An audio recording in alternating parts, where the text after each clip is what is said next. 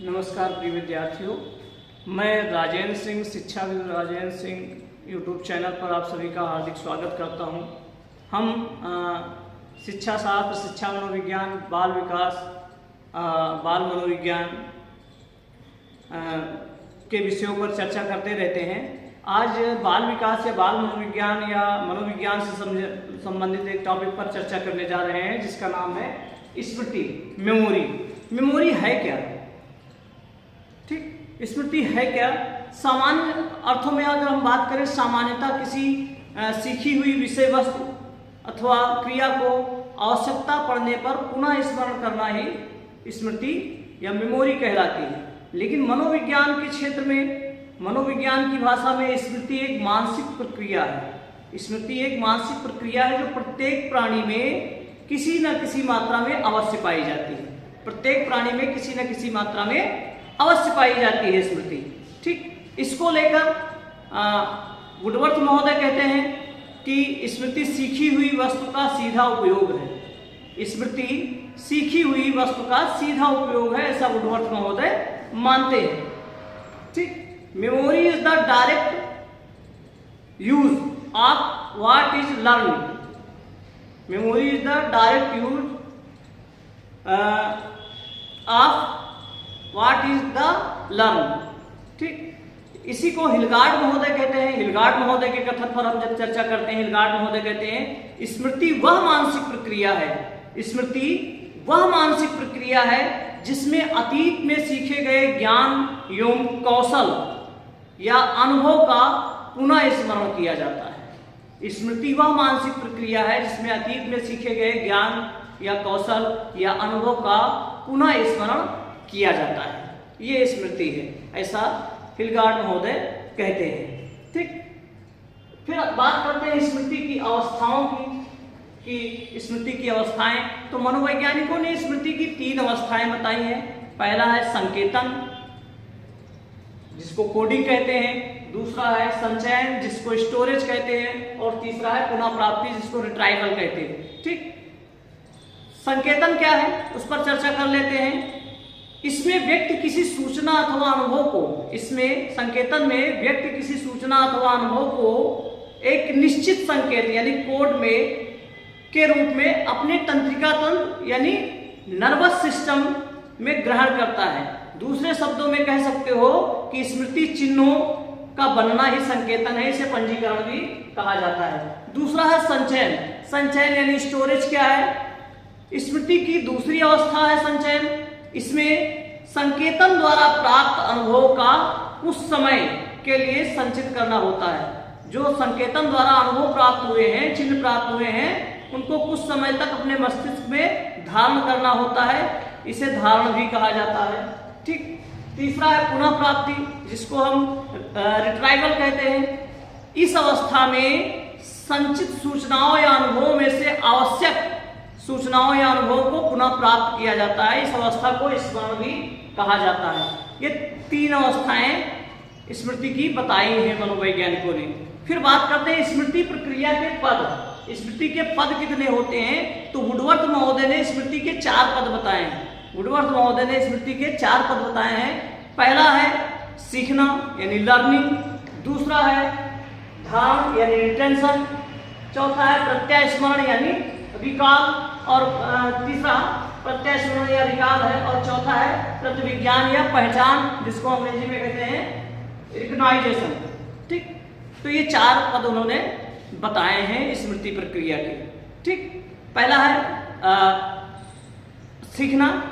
हम किसी विषय वस्तु को तभी स्मरण कर पाते हैं जबकि हमने उसे पहले से सीखा हो। गिलफोर्ड महोदय कहते हैं कि किसी विषय वस्तु को अच्छी तरह से स्मरण करने के लिए उसे अच्छी तरह से सीखना आवश्यक होता है।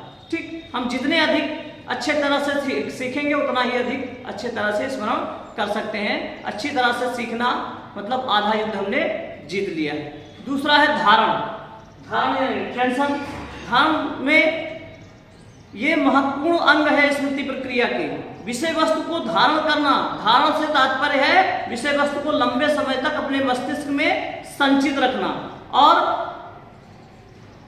जब हम किसी किसी विषय वस्तु या सामग्री को सीखते हैं, अधिगम करते हैं, तो हमारा मस्तिष्क क्रियाशील हो जाता है, उसके कुछ चिन्ह हमारे मस्तिष्क में बना रहता है, तो धारण ये होता है।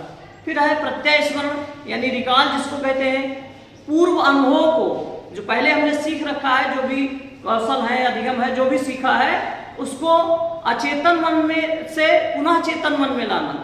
पूर्व अनुभवों को अचेतन मन से पुनः चेतन मन में लाना ही प्रत्यय स्मरण यानी रिकॉल कहलाता है।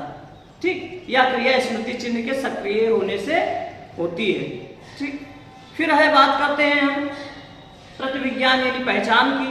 तो प्रतिविज्ञान या पहचान का मतलब होता है ये वह योग्यता है जिसके द्वारा पूर्व अनुभव द्वारा सीखे, ये जो प्रतिविज्ञान है या यह योग्यता है जिसके द्वारा पूर्व अनुभव अथवा सीखे गए तथ्यों को अन्य तथ्यों के साथ जोड़कर अथवा अलग करके उसे स्पष्ट रूप में समझा जाता है। ठीक, जैसे हम उदाहरण के लिए, जैसे हम किसी व्यक्ति से पहली बार मिले हैं, तो हमारे मस्तिष्क में उसको लेकर कुछ चिन्ह बन गए। फिर 4-10 साल बाद जब वो हमारे सामने आया तो लगा हमको, हाँ इसको कहीं देखा है, कहीं देखा है। इस तरह से इसको हम प्रतिविज्ञान या पहचान कहते हैं। ठीक, फिर बात करते हैं स्मृति के प्रकार, टाइप्स ऑफ मेमोरी, स्मृति के प्रकार। तो मनोवैज्ञानिकों ने जो महत्वपूर्ण तरह से बताया है वो लगभग 8 प्रकार की स्मृति बताई है। पहली है तात्कालिक स्मृति यानी इमीडिएट मेमोरी, दूसरा है दीर्घकालिक स्मृति यानी लॉन्ग टर्म मेमोरी, तीसरा है रटंत स्मृति यानी रोड मेमोरी, चौथा है तार्किक स्मृति यानी लॉजिकल मेमोरी, पांचवा है सक्रिय स्मृति यानी एक्टिव मेमोरी, छठी है निष्क्रिय मेमोरी यानी पैसिव मेमोरी, सातवां है यांत्रिक मेमोरी यानी मैकेनिकल मेमोरी, और आठवां है वास्तविक मेमोरी, वास्तविक स्मृति यानी कि जो ट्रू मेमोरी है। ठीक, ये इस तरह से 8 प्रकार की मेमोरी पाई जाती है।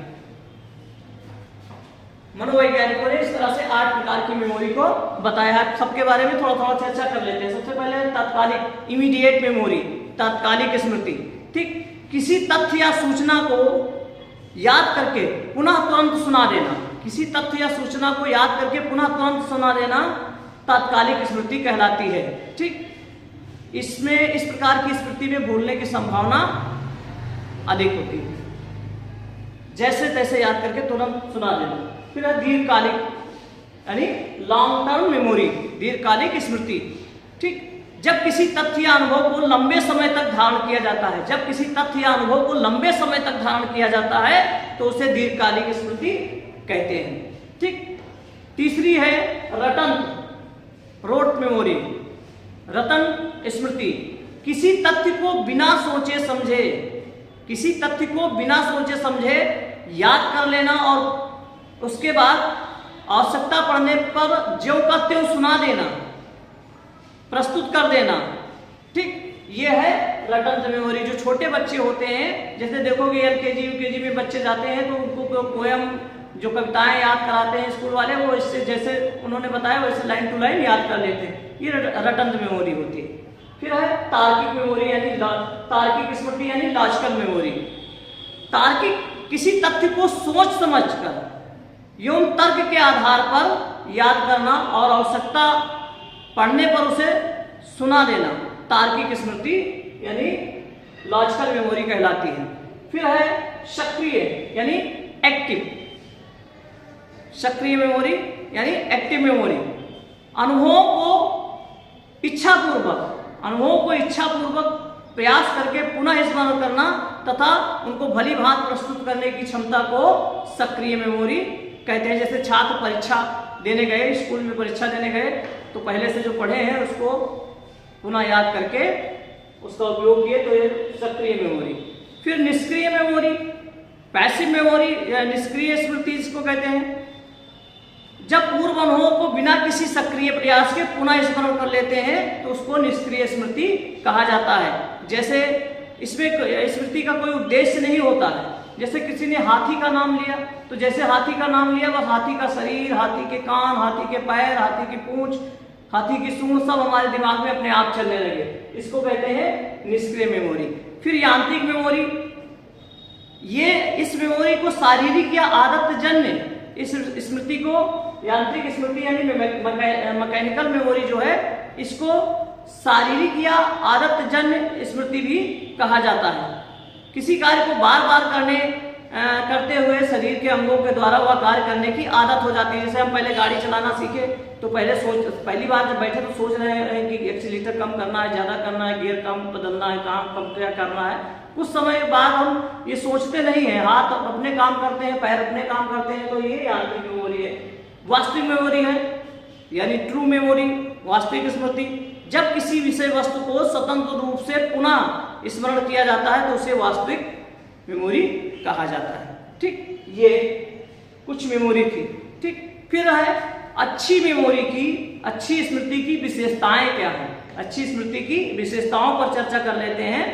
तो अच्छी स्मृति की विशेषताएं, सबसे पहली विशेषता अतिशीघ्र सीखना, यानी कि शीघ्र सीखना, क्विक लर्निंग। अच्छी स्मृति वाला किसी चीज को बहुत जल्दी सीख लेता है या किसी पाठ को बार बार पढ़ने मात्र से याद कर लेता है। बार बार पढ़ने की जरूरत ही नहीं पड़ती है, एक बार पढ़कर ही वो याद कर लेता है, वो उसे कहते हैं शीघ्र सीखना, पहली विशेषता है। दूसरी विशेषता है सीखी हुई विषय वस्तु को व्यवस्थित करना। सीखी हुई विषय वस्तु को व्यवस्थित करना। स्मृति कोई ऐसा बैग नहीं है, बॉक्स नहीं कि जिसमें जो चाहो वैसे जब चाहो जहां चाहो तैसे डाल दो। इसमें क्या है, सूचनाओं को एक सीक्वेंस में ठीक प्रकार से प्रत्यास्मरण तभी कर सकते हैं जो मस्तिष्क में वो व्यवस्थित रूप से रखी जाए। तो व्यवस्थित रूप से संचित करना ये दूसरी विशेषता है। तीसरी विशेषता है अच्छी धारण शक्ति, यानी कि अच्छी स्मृति वाले व्यक्ति की धारण शक्ति अच्छी होती है, बहुत समय तक चीजों को अपने मस्तिष्क में संचित कर रखता है, सुरक्षित कर लेता है। चौथी विशेषता है शीघ्र प्रत्यास्मरण। अच्छी स्मृति का एक गुण यह भी होता है कि व्यक्ति सीखी हुई बात का तुरंत प्रत्यास्मरण रिकॉल करे और तुरंत उसको याद आ जाए। ठीक, अच्छी स्मृति वाला व्यक्ति धारण की गई विषय वस्तु को आवश्यकता पड़ने पर बिना किसी विलंब के तुरंत प्रस्तुत कर देता है। पांचवी विशेषता है इसकी सही पहचान। ठीक, अच्छी स्मृति वाला व्यक्ति पूर्व परिचित चीजों को तुरंत पहचान लेता है। और छठी विशेषता है अनावश्यक बातों को विस्मृत करना। अनावश्यक बातों की विस्मृति यानी फॉरगेटिंग। अच्छी स्मृति वाला व्यक्ति केवल आवश्यक तथ्यों और सूचनाओं को ही अपने मेमोरी में धारण करता है।